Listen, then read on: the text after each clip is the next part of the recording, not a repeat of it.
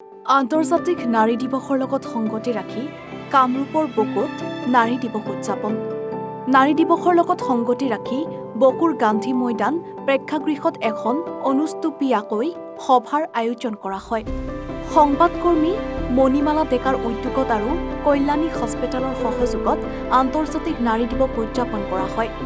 সভাত mission new ইণ্ডিয়াৰ পৰিদৰ্শক ৰীনা দত্ত, গুৱাহাটী উচ্চ ন্যায়ালয়ৰ অধিবক্তা সুমি হাজৰিকা, প্ৰাগ নিউজৰ সাংবাদিক চন্দন মজুমদাৰ, কল্যাণী হস্পিটেলৰ কৰ্মকৰ্তাৰ লগতে বকু অঞ্চলৰ ই ৰিক্সা চালক, শাক-পাচলি ব্যৱসায়ৰ লগত জড়িত প্ৰায় অৰ্ধশতাধিক মহিলা উপস্থিত থাকে।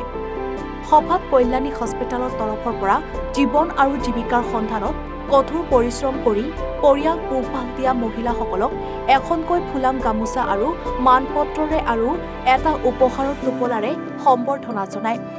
লগতে সততে মহিলাসকলে একাংশ পৰিয়াল, সমাজ অথবা অঞ্চলত সন্মুখীন হৈ বিভিন্ন সমস্যাৰ ওপৰত বিতংকৈ আলোচনা কৰা দেখা যায় আৰু এনেদৰে পৰিয়ালৰ বাবে কঠোৰ সংগ্ৰাম কৰা মহিলাসকলক সমাজৰ প্ৰথম শাৰীৰ যোদ্ধা বুলি কয়। লগত সংগতি ৰাখি আজি মই নিজাববীয়াকৈ আৰু লগতে কল্যাণী হাস্পতালৰ সহযোগত আমাৰ বকু অঞ্চলৰ যিখিনি বাটৰ কাষত তেওঁলোকে আজি বিগত 19-20 বছৰ ধৰি তেওঁলোকে চব্জি বা যিকোনো ধৰণৰ তেওঁলোকে সৰুকৈ এখন দোকান দি চলি আছে বা যিখিনি ই ৰিক্সা চলাই তেওঁলোকে চলি আহিছে আৰু তেনেকুৱা ধৰণৰ মহিলাসকলক আজি মাতি আনি তেওঁলোকক তেওঁলোকক গামোচা কেইখনকৈ বা কাপোৰ এযোৰ বা চাৰ্টিফিকেটকৈ এনেকৈ প্ৰদান কৰা হৈছে আৰু এইখিনিয়ে হৈছে তেওঁলোকৰ কাৰণে ছাফিচিয়েণ্ট নহয় আৰু চৰকাৰৰ ফালৰ পৰাও এওঁলোকক যাতে অনাগত দিনত কিবা সহায় সহযোগিতা আগবঢ়ায় তাৰ বাবে মই ইয়াৰ জৰিয়তে আজিৰ নাৰী দিৱসৰ জৰিয়তে তেওঁলোকক মই চৰকাৰক অনুৰোধ জনাইছোঁ। আৰু আজি খুব ভাল লাগিছে কাৰণ মহিলাসকলৰ সৈতে আমি এটা সুন্দৰ সময় অতিবাহিত কৰিছোঁ আৰু মহিলাসকল ওলাই আহক, আমি নিজৰ অন্যায়ৰ বিৰুদ্ধে আমি নিজে লাগিব আৰু এই মোৰ বাৰ্তা আজি নাৰী দিৱসত নাৰীসকললৈ বাৰ্তা, তেওঁলোকে যাতে অনাদৰ হয়, তেওঁলোকে চুকে কোণে বহি। আজি আন্তৰ্জাতিক মহিলা সমগ্ৰ পৃথিৱী জুৰি পালন কৰিছে এই পবিত্ৰ দিনটো। সেই পবিত্ৰ দিনটোক আজি আমি চবেই পূৰ্ণাংগ হ'ল যে বকৰ নিচিনা ঠাইত আজি মণিমালা ডেকা আৰু আপোনাৰ কল্যাণী হস্পিটেলে যিটো উদ্যোগত হৈছে সঁচাকৈ শলাগ ল'বলৈ নিচিনা বস্তু কৰিছে। আজি বিভিন্ন জেগাত মিটিং হৈছে, নিজৰ নিজৰ বেনাৰ বিভিন্ন ধৰণৰ সাধাৰণ মানুহক লৈ কৰাটো খুব কম পৰিলক্ষিত দেখা গৈছে।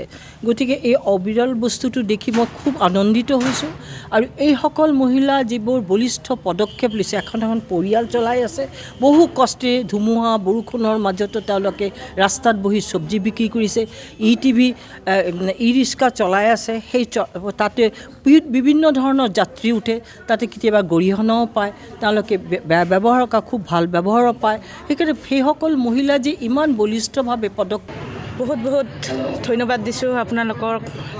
ভালে লাগিছে, এনেকৈ আমি আহিব পাই ভাল লাগিছে। সেইটোৰ কাৰণে আৰু বহুত কি ক'ম, ভাষাৰে বুজাব নোৱাৰোঁ আৰু আপোনালোকক ধন্যবাদ দিছোঁ। আৰু বাকী ই ৰিক্সা চলোৱাত আপোনালোকৰ কিবা ধৰণৰ ৰাস্তাত কিবা কেনেকুৱা অসুবিধা হয় নেকি? আপোনালোকৰ অসুবিধাটো আৰু হ'বই, সেইটো আৰু থাকেই চবতে।